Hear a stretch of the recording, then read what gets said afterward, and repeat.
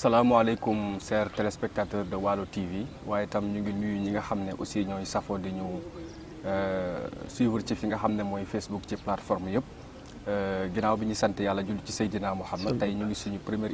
premier numéro bi nga xamante ne dañuy dalal ñi nga xamante ne gis nañ ne tey fii ci département bu Dagana ñu ngi yëngatu politiquement waaye itam di yëngatu ci lu jëm ci comme ci côté activisme waaye itam di yëngatu ci li nga xam ne moom mooy ci secteur bi nga xamante ne actuellement ñu ngi jëm ci élection ba tax na ñu ngi dalal tey jëmm joo xam ne je pense que kenn dootu ko présenter par rapport ak li nga xam ne moom mooy ci Richard Toll waaye itam ñu gis ne def na benn parcours ak benn discours boo xam ne moo tax tey ñu dalal ko ngir am ay leeral yoo xam ne incha allah moom bu ñu demee ci biir émission bi dina ko indi muy ay tontu ak ay laaj yoo xamante ne ci dynamique boobu la émission bi dem. donc kon ki ñu dalal mooy Alassane Sy dëkk fii Richard Toll campement waaye itam nekk koo xam ne newoon na ci APR nekk en même temps activiste donc Alassane Sy ñu ngi lay nuyu di la ziar di la dalal. delloo ziar bu baax son frère maa ngi lay nuyu di la ziar di am mbégte tey jàkkaarloog yow di nuyu suñu seen directeur général di CK production di am mbégte bu baax tey jàkkaarloog yow fas yéene waxtaan ñaan yàlla rek mu wommat suñu làmmiñ ba kaddu guñ fi mën a yëkkati rek mu doon luy yeete mu bañ a génn ci xaala Allaahu xaala rasul. waaw kon yéen a ko déggandoo kon gannaaw bi Alassane présenté ba pare donc du ñu bëggoon a xam kan mooy Alassane Sy d'abord parce que ñu bëri dañuy poser la question à savoir Alassane Sy intellectuel la wala Alassane Sy c'est un travailleur wala Alassane Sy mooy kan exactement. Alassane Sy de benn jaam la rek bu juddoo Dagana màggee Richard Toll maamam yar ko njàngam nag xawut a sore tuuti ci wàllum nasaraan. waaye gën nañu xaw a féete ci wàllum alxuraan tuuti parce que def nañu daara yalwaan comme taalibe nuñ koy defee waaye bu ñu jógee foofu tamit si la ñu dugg école comme xale yëpp à l'âge de 7 ans ñu jàng ba classe de CM2 xaw ma 6e collège yaakaar naa la ñu bàyyi. ñu bàyyee nag tooguñu dem nañu Dakar dem liggéeyu foofu wut comme gars yi nu ñu koy defee marchand ambulant. ñu liggéey naa port autonome de Dakar def fa 25 jours ma bàyyi jàppanteeg chef ba bàyyi foofu dem liggéey ci benn hôtel comme caissière jàppanteeg chef ba bàyyiwaat par la suite laa ñëw en 2007 ñëw liggéey compagnie sucrière sénégalaise depuis boobu ba léegi nag maa ngi fa. donc Alassane Sy daal benn jaam la rek buy servir dëkkam benn jaam bu xeeblu tuuti sagar lool waaye am yéene bu rëy ci Richard Toll kooku mooy Alassane Sy ci gàttal. macha allah kon mbokk yi yéen a gis présentation ba kon ci tënk rek mën nañ ne Alassane Sy ku génn ci doomu daara la. ginnaaw bi mu defee ay njàngam ba pare daal di dugg ci secteur yu bare ci côté informel bi. mujj na liggéey fi nga xamante ne moom mooy compagnie sucrière sénégalaise. actuellement kon travailleur CSS nga. ci li lu mën a jàpp. voilà laaj bu njëkk bi nag dafay dugg ci li nga xam ne mooy gis nañ ñëpp ne képp ku xam Alassane Sy da nga ko xamoon ci li nga xamante ne moom mooy. ginnaaw docteur Amadou Mame Diop. donc mën nañu wax ne sax yow yaa chargé woon communication bi par rapport ak campagne bi mu fi mëne mais ñu jékki-jékki gis alu rocceeku commencé sànni xeer. noo koy expliquer loolu. waaw mais xam nga comme ni ma koy waxee rek gis nga politique dara tënkuñu bu ñu nekkee ci biir parti. parce que yaakaar naa ne booy dugg doo dugg ci jëmmu nit ki mais programme am ak conviction bu muy am ci dëkk bi moo tax ngay adhéré donc comme ni nga ko waxee Mame Diop man maa yore woon communication am 2012 ba 2020 wala 21 sax donc ñu bokkoon ay programme bokkoon ay xalaat doon wootante doon xalaat yokkante ay xalaat ba koy conseillé di ko naan defeel nii yàlla di ñu ci may ndam nag ndax élection bu nekk jaar na fi moo xam présidentielle législative municipale yëpp jaar na fi ak référendum ñoo yore woon communication bi yàlla di ñu ci may ndam élection bi ñu dem ñu am ci ndam donc mu dem ba si biir comme ni ko gars yi di waxee rek pouvoir moom am na nu muy toogee sa biir xel yenn saa yi doo mën a analyser doo mën a ràññee A ak Z moo waral ci biir nag ñu am ay réeroo ma décidé bàyyi comme ni ma koy waxee toujours dara tënkuma ci biir parti politique tey ni may ñëwee ci Mame Diop bu ma demee ba xam ne lii doyatuma am naa sañ-sañ génn par la grande porte. mais exactement est-ce que mën nañu xam réellement seen conflit lan la parce que maanaam est-ce que du intérêt personnel wala intérêt général la par rapport ak ni muy doxalee wala. non mais xam nga bu nekkoon intérêt personnel naa bàyyi fi may liggéeyee jamono ji parce que ñëpp xam nañu xëy 5 heures du matin métti na trop te travailleur CSS moom sutura lay dundee donc ka ngay jàppale 2012 ba 2021 jamono ji ba léegi maa ngi liggéey CSS donc du intérêt personnel te yaakaar naa ne maam mënuma may lu ma amul mënuma jox mënuma yóbbu fu ma demul donc yàlla mu may suturaal quoi même ne serait-ce que 25 000 francs lay fayee ko weer sutura yàlla moo ëpp solo donc bu réeree maag moom dañoo bokkatul xalaat bokkatuñu vision te force may continuer nekk ak moom bu si kanamee complice lay nekk donc parfois foog nga jël benn décision nga ni soit population bi ngay àndal wala jëmm ji nga xam ne moom nga doon dimbale ci campagne moom ngay àndal donc bi ma toogee ak sama xalaat comme que bi may dugg kenn xëccu ma man maa demoon dugal sama bopp donc heure bu ma décidé génn jàpp naa ne war naa mën a génn te bu may génn ci mais exactement lan moo leen war a boole ba nga mën ko bàyyi. waaw moom li mu la wax mooy li mu la expliquer léegi parce que ñun dañoo dégg sax parfois ñoom ci camp boobu ñuy wax ne Alassane Sy dafa bëggoon am benn contrat à la mairie donc maire bi mu refusé loolu mu commencé génn sax. non mais man mënuma am contrat parce que maa ngi liggéey fi may liggéey jamono ji te je suis embauché là-bas en 2008 2007 laa commencé liggéey 2008 ñu embauché ma donc chômé wu ma benn yoon donc man mënuma am contrat à la mairie nit mënul am ñaari contrat à la mairie xëy na nag ñoom seen contrat fictif yi ñuy wax dem trésor di fayee ko xaalis xëy na lu ñoom loolu ñuy wax te loolu man je pense que mosuma ko am donc du intérêt personnel bu fekkoon intérêt personnel la woon yaakaar naa ne lañ ma propose si kaw àdduna rek bu ma jaayoon tuuti sama ngor bu fekkee kay ngor ñu ngi koy jaay fii ci Richard Toll ba léegi jamono ji war naa mën dawal oto di sol costume yu rafet maam dañoo bokkoon programme bokkoon xalaat bokkoon ay vision ñu dem ba ci biir ñu réeroo bokkatuñu xalaat bu demee gauche ma dem droite ma jàpp ne kon man sama jëmma ji ak ñi ma toll ci dëkk bi yoon mayatuma ma nekk benn genre statut rek lu waay wax rek ma ne ko waaw gonga Seydou Diop donc dañoo àndoon ci àndum nawle àndatuñu donc am naa sañ-sañ bàyyi ko ne àndatuñu parce que bokkatuñu xalaat loolu kese la. donc mais dafa am loo xam ne Alassane dafay xaw a daf ñuy xaw a jaaxal ñi nga xam ne aussi. mooy suñu mbokku internet yi muy rawatina waa Richard Toll parce que. bu fekkee da nga ne yaag Mame Diop bokkuti leen li nga xamante ni mooy gis-gis ak xalaat. te ku nekk xam na ne Mame Diop tey ci Benno Bokk Yaakaar la nekk ci ginnaaw Macky Sall la nekk. ñu gis ne. ginnaaw bi nga génnee sax ci Mame Diop mën nañu wax ne sax tey yaa ngi soutenir ki nga xam ne moom mooy la candidature de Khalil Diop te ku nekk xam ne ne Khalil aussi mi ngi ci Benno Bokk Yaakaar donc loolu est-ce que du nekk une contradiction par rapport ak sa objectif bi nga xamante ne yow da nga wax ne comme vision la et je pense que ñoom seen vision moom mooy vision Macky Sall donc est-ce que yow loolu du nekk benn paradoxe par rapport ak sa doxalin non xam nga nit ki boo koy topp doo topp sur la personne en général politique boo ci dugg wala man bokk ci expérience bu ndaw bi may dugg ci politique maam bi ñuy ànd ci politique programme la ñu àndee woon dafa tëraloon programme man lii de gis naa sama bopp naa la dimbale gungee la ba yàlla may la ndam programme boobu mu fayir ci amaana programme bi nu mu ko doxalee neexuma comme que man maa yore woon communication te ma jege woon ko loolu programme boobu neexuma ma am sañ-sañ ne maam bi àndatuma ak moom mais ba léegi toogoogu ma ne bàyyi naa APR parce que aussi membre fondateur la Macky Sall bu mu ñëw fi 2008 bu ma bokkul ci ñi ko cotiser dalal nañ ko fii ci ay meeting yu mu doon def jamono jooju d'accord nañ ko fi mu doon liggéeyee donc membre fondateur la maam nu mu amee carte APR amaana mën naa ne noonu laa amee carte APR mais c'est seulement que jëmma ji vision yi ñu amoon maak moom ñu partagé ko laa amatul donc man bàyyi naa programme Mame Diop en tant que maire donc lu tax ma choisir le camp de Khalil daf ma woon programme bi nga xam ni doy na ma amaana mën na ma nax ñi ma Mame Diop naxee woon bu si kanamee c'est fort possible mais man aussi du ma ñàkk ful la ba bu ma gisee lu ma doyatul ma ne ko ñu ko bàyyi ko dem xooli keneen xam nga dañu toll ci jamono ji nga xam ne dara waruñu tënk ay citoyen lañu dañoo bokk ci dëkk bi nekk ay Richard Toll waa jàpp naa ne Lamine Fall bi nga xam ne tey moom laa àndal bu ma demee ba mënatuma ànd ak moom war naa mën a am sañ-sañ ne Lamine ne ñu ko bàyyi ko foofu dem xooli keneen tegam yàlla moom mariage sëy ñaari jëkkër ak jabar moom daganal na ko waaye tamit nee na fasi na daganal naa ko waaye gënuma koo bëgg comme que moom da ko daganal ba pare ne gënuma koo bëgg te nit ki am na sañ-sañ sax takk tey fasi suba takk tey fasi suba tegam nit moo mën a def loolu waxuma laa ngay ànd ak doomu aadama donc mën ngeen ànd bokkuñu fu ñu juddoo bokkuñu fu ñu yaroo programme moo ñu boole woon mën nañu ànd bu ñu bokkutul gis-gis am naa sañ-sañ bàyyi ko dem xooli keneen moroomam. kon daal léegi ci gàttal da nga wax ne par exemple actuellement yaa ngi ci ginnaaw ki nga xam ne mooy Khalil Diop jamono ji laa yore communication di liggéey ak moom waaw donc loolu aussi dafay nekk rek ne est-ce que tamit nekku leen ci benn mouvance présidentielle boo xamante ne def si ak sotti si la non mais du def si xam nga tey actuellement nii liggéey ak Khalil Diop du contrat bi ma signé ak moom Khalil dañu liggéey ci wàllum municipalité yu ñu jëm nii parce que dafa ma ne dafa bëgg nekk maire mu rafet njortu ni xëy na mën naa yore communication mu dénk ma ko bàyyi ñu bëri nag ak sama néew xam-xam donc ma jàpp ko donc maa ngi moom ci campagne municipale la ñuy liggéey jamono ji donc ci wàllum bu fekkee président xëy na jox na ko ay instruction ne da nga war a topp Mame Diop man am naa sama fulla bopp nekku ñu ko bàyyi parce que aussi contrat bokk ci woon loolu léegi yow moo tax ma ne la à chaque fois est-ce que du piège tey Alou est-ce que tegaluñ ko benn piège boo xam ne maanaam benn ndëgg sërëx boo xamante ne ci kanam raw li bët. est-ce que yow loolu tey du la mën a arrivé par rapport ak li nga xam ne sa doxalin la. non man de jàpp naa ne man personnellement Alou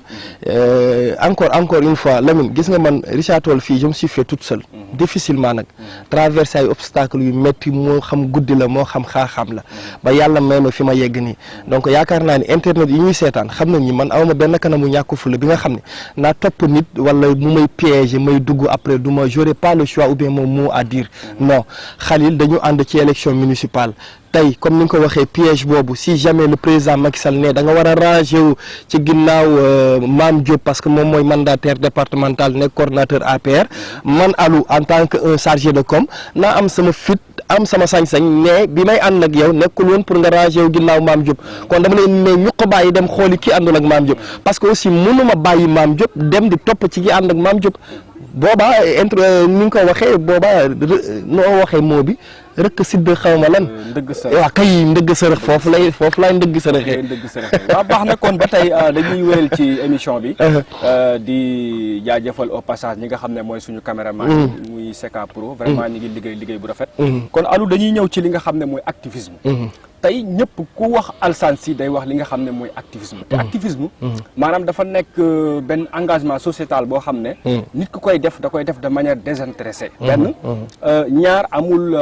politique politicienne. beneen bi aussi tamit du am benn li nga xamante ne moom mooy appartenance bi nga xamante ne ci côté politique lay nekk pour satisfaire une clientèle politique. tey ñu gis ne Alassane Sy dafa réussiroon li nga xamante ne moom mooy cette populisme là. ñu dem ba ci biir ñu gis ne est-ce que Alassane Sy maanaam yoon wi nga xamante ne xajji woon na ko. woote li nga xam ne mooy dëggu woote li nga xam ne mooy engagement woote li nga xamante ne tey moom la tey Richard Toll soxla woon maanaam koo xamante ne day nekk un opposant redoutable. par rapport ak système bi nga xamante ne moo fi nekk tey ñu gis ne Alassane Sy dem na ba ci biir mu jébbaluwaat tey ci biir système bi tey looy wax ñi nga xam ñoo daan topp ci page bi nga xamante ne mooy xibaar Richard Toll. waaw bon xam nga d'abord man ña may topp ña ma commencé woon topp bañ may topp ñu woon parce que activiste laa woon man xëy na tur boobu sax dañ ma ko jox rek par la force nee ma yow yaay activiste Richard Toll mais man mosuma woon xam définition sax activiste man dama doon jaamu yàlla rek ci li may def parce que boo xoolee thèmes yi may utiliser en général lu ci gën a bëre mooy mel leen lu baax def leen li parfois nag ma dugg ci actualité Richard Toll comme que fii laa dëkk donc yaakaar naa ne man casquette la rek comme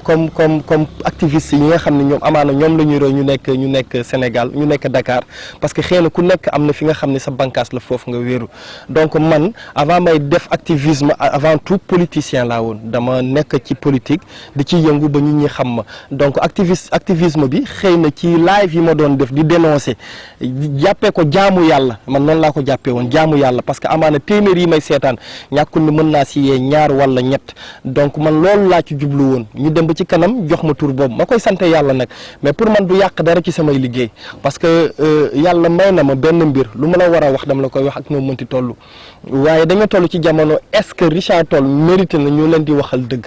jamono jooju lañ toll. maanaam yow da nga jàpp ni tey askan wi nga xamante ne moom moo lay suivre. voilà ñoom maanaam normal lu ñu daal en quelque sorte. waaw bu la neexee waxee ko noonu xam nga Alou dawul coow yow suñu émission warul yomb. waaw. yow yaa di waa Richard Toll ñoom normal lu ñu jaruñoo gaasal jaruñoo xeexal jaruñoo def dara. non man personnellement. man dama ne jaratuñu man may sonn. yow ngay sonn waaw man Alou jaratu waa Richard Toll ci benn côté jaralatuñ ma leen di xeexal. parce que aussi nañu waxante dëgg.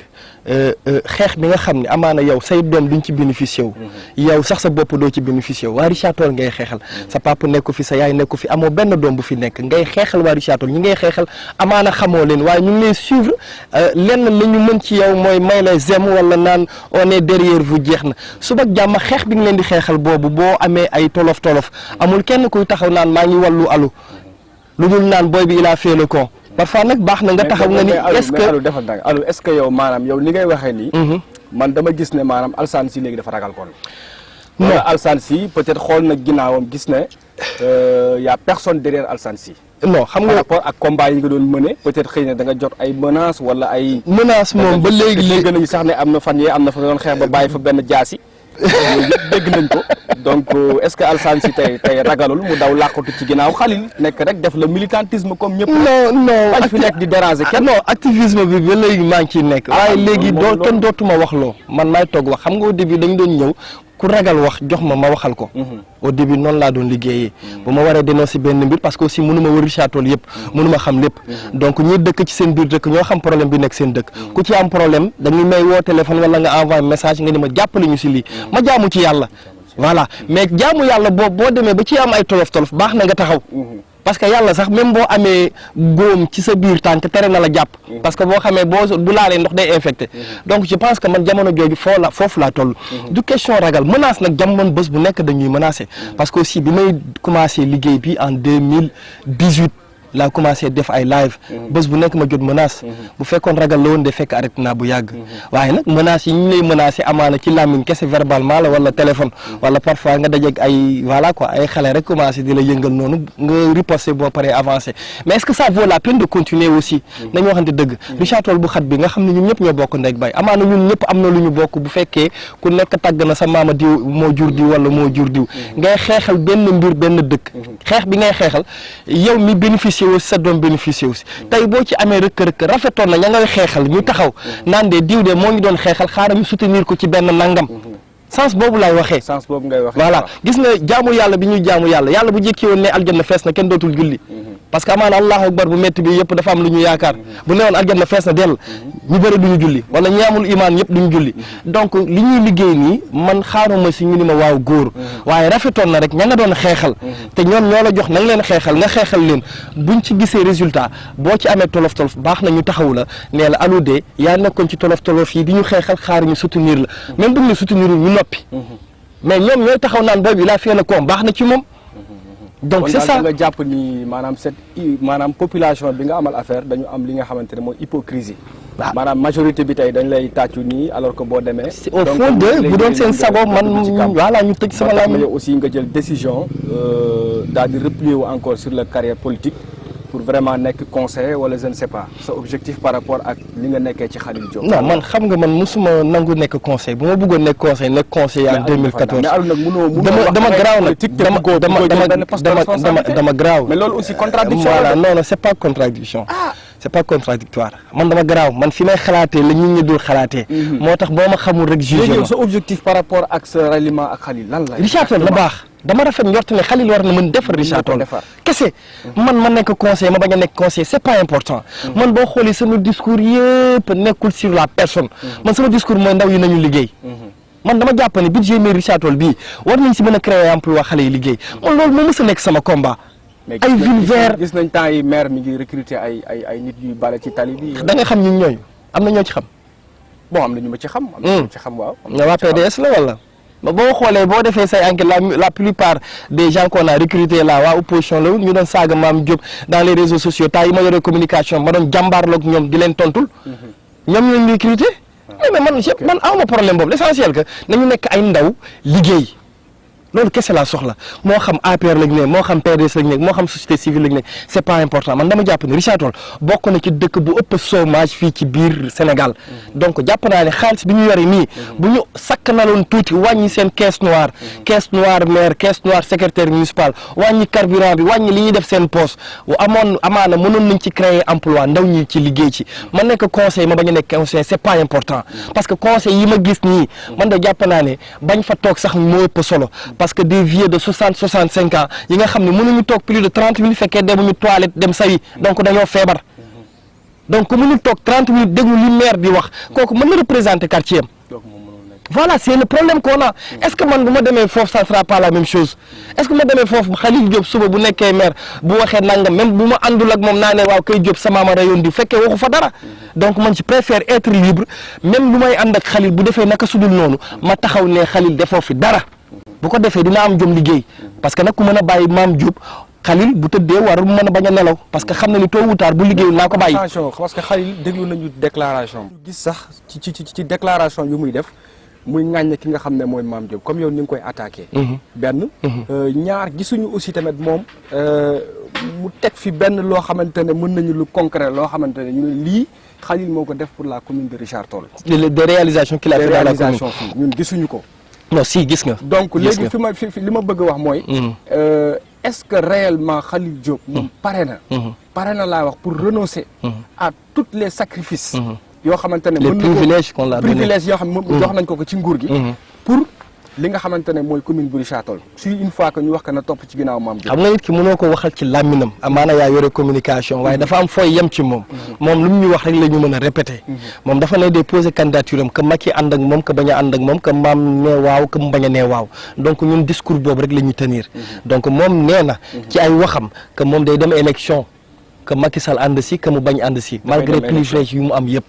mais les réalisations qu'il a fait dans la commune man je pense que bokkoon naa ñi ko doon njëkk a ŋaññe au début quand j'ai géré la communication de Mame quoi qu'on puisse dire parce que aussi ku dee ak sa bàmmeel te yaakaar naa ne du kenn mooy taxaw di wax ci sa tur si kanamu yàlla donc les réalisations def na dara parce que tey coupe maire amaana bu ñu demee ba koy football moom moo yëngal ci suuf moom moo créé coupe de la ville donc c'est quelque chose amaana xaw ma dara ci football nag waaye dégg naa ñu ni day génne plus de 20 millions chaque coupe de la ville. coupe maire kese quoi. coupe de la ville. coupe de la ville moom coupe de la ville la. donc coupe de la ville boobu moom moo suscité coupe maire. parce que coupe maire toog nañ fi ay at kenn footballu ko. donc moom bu ma commencé football coupe maire am le coupe de la ville am le maire commencé def final am coupe de la coupe maire. donc loolu dara la deuxièmement aussi def na ay réalisation man dama jàpp ne social boo koy def jarul ngay wut ay télé wala ay naan def naa nangam parce que si jaamu yàlla bokk quoi da nga koy mottali. donc il a fait pas mal de choses récemment rek même tey def na benn social bi nga xam ne amaana bu mu la ko waxoon daa nga def nii waaye comme que social la man rafetul ñuy toog ci télé naan kii def na dara parce que si jaamu yàlla bokk bu ko defee da ko war a def yàllaa ko dénk amaana loolu mu def dafa jaar ci loxoom rek pour mu def ko donc il est très proche de la population de Richard Toll. Il s'active toujours ci affaire sociale man xam naa si dara amaana ñaari weer laa commencé ànd ak moom waaye la ma tegagum sama bët mu ngi def social te bëggul mu siiw wuuteeg ñi nga xam ne bu ñuy dimbale wala bu ñuy jëndal nit ordonnance daañu woo RTS ak 2STV naan dimbale naan nangam. waaw loolu baax na léegi dañuy duggaat ci beneen point bu am solo mooy gis nañ temps yi wala yëg nañ ne ki nga xam ne mooy si leader muy Khalil Diop mi ngi bëgg a dem coalition ak Ousmane Lom te gis nañ ne Ousmane Lom moom yaakaar naa Lamotte moo taxaw publiquement mu déclaré ni moom mooy candidat bi nga xam moom mooy bu CSS te gis nañu Lamotte moo wax loolu moo ko wax ci biir fi nga xam ne mooy déclaration bi nga xam ne investiture bi ñëpp seetaan nañ ko mi ngi ci réseaux sociaux yi léegi nag loolu ñun liñ ci xaw a jaaxal mooy est-ce que réellement yow Alou mooy li ma la doon wax sànq est-ce que tey Richard Toll tey pertul un grand activiste boo xam ne tey moo ñuy artul suñu suuf si nga xamante ne récemment gisoon nañu CSS bëggoon ko récupérer muy 16 hectares yi te maire taxaw ci opposé wu ko ci carrément te loolu nekkoon benn affaire boo xamante ne population yi ci bëri ci ginnaaw maire la ñu àndoon tey yow non population bi moom moo bañoon loolu am par rapport ak yow décision boobu tey gis nañ ki nga xam ne mooy Khalil mi ngi jege ki nga xam ne mooy Ousmane Lom est-ce que loolu tamit nekkul Alou tamit beneen piège boo xam ne yow politiquement dañ la bëgg a rey de. déedéet lu ma rey yombul Alaaji yàlla mi ma sàkk rek moom mën a effacé xalaat de gravité bi nga xamante ne tey moom la Richard Toll danger bi nga xamante muy enjeu politique bi fi tegu boo xamante ne nga ñëw rek yow jox sa bopp kenn nii rek non askan bi am na fuñ la encore non askan bi buñ ma xoolee man xoolatuma leen encore une fois non il faut mu leer xam nga Alou dawul coow man damay wax wan nga leen gannaaw daal non pas wan naa leen ginnaaw waaye dootuñu ma waxloo man maay bëgg a wax dañ ma doon waxloo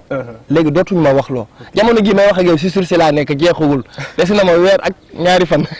waaw sursi bi waaw mooy rek nee naa Alsane si depuis bi nga amee sursi ba léegi gis nañ sa discours dafa changé gis nañ sa démarche politique maa ngi xorom ba léegi gars yi Alou mënu luñ la dara non xam nga dafa li ngay xeex dëgg la doomu daara nga loolu waroo ko ragal parce que yonent bi sax ci ay risque la nekkoon man ragaluma ko tëj nañ ma fii ñaari fan Richard Toll fii jàppante naag nit ñu tëj ma ñaari fan fii jàmbaarloon naag CSS ci wàllum parcours sportif ñu naroon ma dàkk mise à pied ma 8 jours amul kenn ku ma dimbale lu dul statut ak Facebook amaana ña may ñaanal ci suuf mooy sa genre yi mais yow moment bi la CSS dooree mise à jour ñëpp gis nañ ne Mame Diop soutenir na la. soutenir ma yow yaa gis nañu poste yi ci Facebook bi ay partisans Mame Diop yu jóg. mais c'est normal parce que époque non mais loolu yow tu l'as fait te à époque boobu gisante wu ñu mosuñu gisee ma ak yow. ñu bari def nañ téléphone kese la bi li ñu gisee bëriwul de ma ak yow. dëgg la am na wala amul. waaw mën nañ ko lim de. dëgg la waaw kay te époque boobu yow soutenir na ma. dëgg la te amaana période yooyu mosuñu woon gisee. donc c'est normal ñoom ñu soutenir ma parce que ñoo nekkaale woon benn camp. donc nekkaale nañ benn camp ma doon défendre sama leader. ci benn mbir bi nga xam ne man ànduma ci CSS daaj ma ci mu nekk normal aussi ñu daaj ma 8 jours mise à pied ma tudd sama peine mais amul kenn ku ma dimbale lan mooy dimbale kay dañ doon annulé mise à pied bi mais kenn annulé ko donc dama ko tëdd ba mu jeex ñu dagg ma ci sama bulletin mu xañ ma lu bëri mu xañ ma lu bëri fi may liggéeyee ba jamono ji 8 jours yooyu xañ na ma lu bëri fu may liggéeyee ndax jamono ji amaana waroon naa nekk chef bu nu ma nekk chef loolu moo ma ko xañ donc c'est des sacrifices que j'ai fait pour la commune pas pour le maire mais est-ce que ça vaut la peine encore une fois point d'interrogation bi day ñëwaat ngay dem ralliwaat ci camp boobu kan camp Ousmane Lom non man deemu ci Ousmane Lom non mais ce leader dafay na dem moom bu demee yow doo dem non bu ñu demee après ñu toogaat fi émission après on va voir xam nga encore une fois loolu dama lay expliquer waat rek leerul de xaaral rek dina leer rek leerul de waaw defal ndànk rek leerul de mon frère parce que tamit mënoo vouloir une chose et son contraire mënoo wax yow da ngay jàppale ki nga xam non man Khalil mi ngi jaxasoo ak Ousmane Lom Ousmane Lom bi jaxasoo ak Lamot mi ngi contrecarré gi nga xam ne mooy le maire Amadou Mame Diop ci Mame Diop même Bolob Dieng sax bu posé woon candidature ma dimbale Bolob Dieng bu gën a leer yow daal c'est la personne de Mame Diop c'est la personne de Mame Diop moo la intéresse parce que il m'a trahi quoi okay. il m'a trahi okay. On a sacrifié pas mal de choses pour lui. Le manque est profond quoi. dafa sori trop donc tey même Bolob Dieng comédien bu ñëwoon posé candidature am yàlla xam ne naa ko dooleel donc c'est pas la personne de Khalil encore une fois programme am moo ma doy mën nañu jékki-jékki suba ñu bàyyante maag moom attendez-vous à tout mën naa la woowaat fii suba ñu defaat émission ne bàyyi naa Khalil non c'est que encore une fois non parce que xam nga lu tax dara tënkuma Lamine fayuma Khalil fayuma joxuma salaire signé wuñu contrat maag moom dafa rafet njort ne war naa koo mën liggéeyal man ma rafet njort ne war na mën yore dëkk bi may ànd ak moom ci àndum nawle donc bu ñu demee ba mëntuñu ànd wax dëgg yàlla Khalil du moom mooy def fin sama carrière politique non man mën naa ko bàyyi continuer samay activité du ko wàññil dara parce que lu muy am na ko ba pare man Richard Toll moom fi tax a jóg la tax ma topp ko programme bi ma woon ci Richard Toll ma rafet njort ne bu ko defee ci dëkk bi ni la naat suba bu ralliyeewoo ak Mame Diop dama koy nee ñu ko bàyyi bu ralliyeewoo ak Ousmane Lom pourquoi pas ma topp ko parce que man j'ai pas de problème avec Ousmane ou bien Lamot jàppante woon nañ ci parcours mu daaj ma toog purgé ko rëccuma ci dara musuma toog baalu ko ak musuma bindal lettre naan jégal leen ma ci nangam et ainsi de suite je ne l'ai pas fait te alors que avant na ay syndicaliste wala ay imam yu ñëwoon def délégation pour ma bindal lettre j'ai refusé parce que nee naa ko mise à pied bi dugg na nekk na samay archive foo ma tudd sama peine bu jeexee ma xam ni jeex na ngeen dimbale ma ci seen ñaan ba yàlla dimbale na ma ci donc moi j'ai pas de problème avec la personne de Lamot c'est un ami avec la personne de Ousmane bokk benn dëkk maak moom kas man ma dëkk Madina Njaaj bi c'est 2 kilomètres ou 3 kilomètres problème bi ma am mooy Richard Toll na naat ak ku fi mënti nekk man de jàpp naa ne dawalkati Jakarta boo ko joxee budget 2 milliards 500 millions war na mën defar Richard Toll donc man doon rek moom mooy pël solo kon la baax na kon yaakaar naa loolu nekk na loo xam ne indi nga ci ay leeral par rapport ak sa alaaqa bi la tënk ak Ousmane Lom bi la tënk ak Khalil ak bi la tënk ak ki nga xam ne mooy Lamot loolu aussi nekk loo xamante ne askan wi wax dëgg yàlla ñoom saa su ne dañ ciy inquiété wu par rapport ak ki nga xam ne moom mooy CSS. parce que ñu bare dañuy wax ne day salfaañe suuf si waaye tamit ci boîte bi nga xamante ne moom la yor. lu bëri nga xamante ne ci côté avancement ak ci ay côté li nga xamante ne mooy emploi par rapport ak jeunesse bi Richard Toll li ci ëpp tey mën na ne day sooxe. ba tax na tey askan wi xaw a ragal ne buñ gisee maire bu jegee foofu rek. donc loolu ëllëg mën na indi loo xamante ne benn otage politique par rapport ak population bi. te ñu gis ne Alou loolu moom nee na loolu dérangé wu ko que mu liggéey ci loolu mu ànd ak ñoom amul benn problème. non dafa lànk yaa ngi modifier sama wax. xam nga yaa ngi boole ñaari sujet CSS ci wàllum lu mu war a def ci diggante moom ak ay employés wala ci wàllum RSE. loolu c'est la CSS encore une fois. loolu moom mbirum CSS gis nga ne yow lu bari loo xamante ne tey CSS war na koo def fii te yow lu bari amu fii. encore une fois loolu mbirum CSS la amaana mu ngi verser xaalis di ko def ki ñu dénk suñu dëkk bi defu ci dara. amaana loolu la non dafa ndànk parce que dama jàpp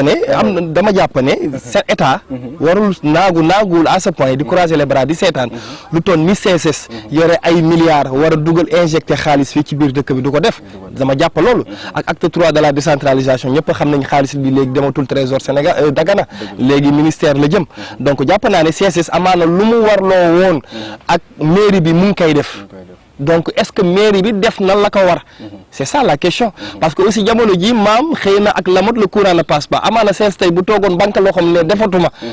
daa nga dégg mu takk rajo yi wax mais il l'a pas fait ba léegi waxagul. mais léegi yow foofu bu fekkee par exemple par malheur Mame Diop wàcc tey CSS. ak candidat bi dem ba gagné. léegi affaire parcours bi yow ban position nga ciy amaat. xam nga naa la wax tey benn mbir. da ngay défendre wala da ngay xarab. tey naa la wax benn mbir. xam nga jullit. jullit dara warul rëy. xam nga parcours sportif bi lu nekk nëbbu na ci. te feeñu luñ ko. li ñu duggee ba ci biir la ñu xam. ay chèque blanc yu ñu doon def ci suuf. ay vidéo ay enregistrement ñi nga xam ne ñun jot na ci. nekk ay kilifa waroon toog. ñu dénk leen amaana suñu biir ak suñu biti. ñu waroon dawal. ñuy def ay chantage pour lii am. waaw damay junj rek nag parce que wax jotoogul. damay xaar ba 1 mois 2 jours. un mois 2 jours yi jeex. bu jàllee waaw kay bu jàllee rek incha allah maa moom sama bopp. donc dafa bëri ay noodi yi neewuñ ci biir. xam nga ñun taxaw nañu fii rek nee non CSS dafa bëgg a nangu suñu suuf parcours waru fi woon am ainsi de suite foofu la ñu yem. mais est-ce que dugg nañu xuus pourquoi parcours mënul am. te alors que le maire signé woon na. décret bi ba pare. moom en personne. man yor naa décret bi. signé woon na document bi moom ak Diène Farba Sarr époque boobu moo nekkoon ministre mode de gestion bi moo tax. non dafa signé lépp man envoyé nañ ma document yëpp ci diggante pourquoi mu changé avis dafa am lu xew ci lii ne ci biir te nanguwuñ ko wax man xam naa ko. baax na amaana boo ma jëlee ci suuf naa la wax wala boo mu ñëwee 1 mois 2 jours yi bu jeexee dajeeg seen sursis jeex na ñëw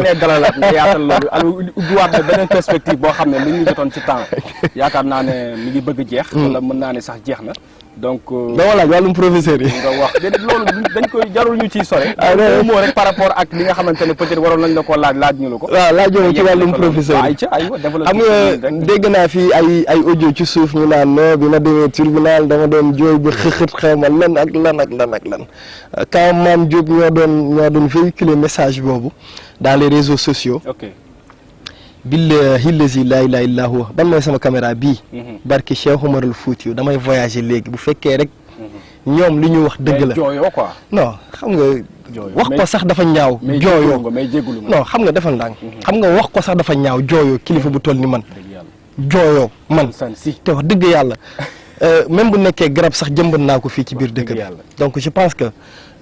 waroon na rafet quoi. waroon nañ ko gën naayesal mu naayes Richard Toll fii tey bu ñuy lim ci ñiy defar dëkk bi. amaana aw ma kattan aw ma doole bi ma defar ci Richard Toll. waaye jëmbat naa fi garab te garab boobu màgg na ba nit ñi ñu ngi ciy keru. donc nañu rafetal lépp.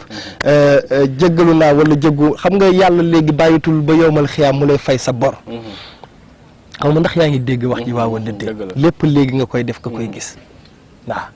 kon nañu xaaraat ba déwén waxtu bi ma demoon Ndar incha allah jot. ñu toogaat fii waxtaanaat yàlla na nga ko fekkee. ñu toogaat waxaanaat ñu def évaluation xool lii yokku ak lii wàññeeku. wala rek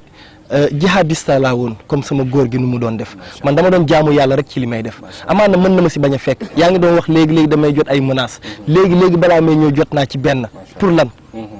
dañuy dimbale waa Richard Toll rek amaana ñëpp bu ñu noppi woon bu kenn waxul musiba am donc man li may def kii lu muy def kii yore caméraman di génne nit ñi li ñuy def dañ ci jaamu yàlla rek donc man damay ñaan nañu rafetal ñu ngi jëm ci élection nañu yaatal xol yi gis nga yàlla noppi na bu yàgg yàlla xam ne kuy falu bu yàgg donc dara jaru ko fi nañu bàyyi politiciens yi nga xam ne ñoom la ñuy jiital seen lépp di leen saagaloo di leen doo gis benn doomaanu responsable politique doomam wàcc ci terrain bi amul donc nañ ko rafetal adduna dafa jeex ba pare maa ngi nuyu nag sama wëllëri yi nga xam ne ñoom laa àndal di joosi ak Cheikh Omar Fat si sama xuloowaale jubóoguñu ba léegi Aram Jigo ñoom ñëpp ñu ngi leen di ziare bu baax yow di la gërëm ci waxtaan bi parce que aussi comme ni ma waxee seeka rek boo may indil ki ma war a defal émission na nekk borom bopp voilà pour waxtaan bi gën a mën a rattax donc maa ngi lay gërëm bu baax di la ne aussi yoon bi nga nekk jàpp ko dina rattax incha allah amaana daa nga dégg lu ne daañ la def lu ne waaye muñ rek ba sa xol waaw yàlla nag boo daj li ma daj ndax amaana boo dajee li ma daj saalit asalaamaaleykum wa rahmatullah waaw kon mbokk yi ñu ngi leen di jaajëfal ci yéen ñi nga xamante ne yéen a safoo saa su ne duñ suivre ci chaîne bi nga xam ne mooy Waalo TV di télé askan mi waaye itam di télé boo xamante ne li ko tax a jóg mooy fexe ba askanu Richard Toll bokk ci askan yoo xam ne dañuy impliqué wu politiquement rawatina la jeunesse ba tax na émission yu mel ni ñu koy taxawal saa su ne di wax ne télé bi nag nekk lu fi APR nekk lu fi ñi nga xamante ne mooy opposition bi télé askan bi yëpp la képp koo xam nga am nga sa xalaat am nga sa gis-gis politique yaa xam loo bëgg fésal rek mën nga ñëw contacter ñi nga xam ne ñoom ñoo gérer affaire bi muy Seka Pro ñu dalal la fii ñu def émission c'est pour toute la jeunesse c'est pour tout le département bi nga xamante ne amul xaj ak seen amul Maam Jóoba ko moom amul Xalil la ko moom kenn moomu ko c'est pour la population de Richard Toll li ñu ciy def nag du lenn lu dul rek fexe ba population bi xam li nga xamante ne moom mooy enjeux et les perspectives yi nga xamante ne ñu ngi jëm ci ay local te bëgg nañu lépp leer fii te bëgg nañu aussi tamit lancer un message que la jeunesse que ni politique c'est pas affaire u soxor la politique du affaire u violence politique lan la mooy dama am sama xalaat am sama gis-gis dama koy teg ci table ji yow tamit nga am sa xalaat am sa gis-gis nga teg ci table ji ñu tànn li ci gën bu ko defee askan wi mën ci jëruñu je pense que loolu moom mooy l'essentiel kon mbokk yi ñu ngi leen di gërëm di leen sant di leen jaajëfal ba beneen yoon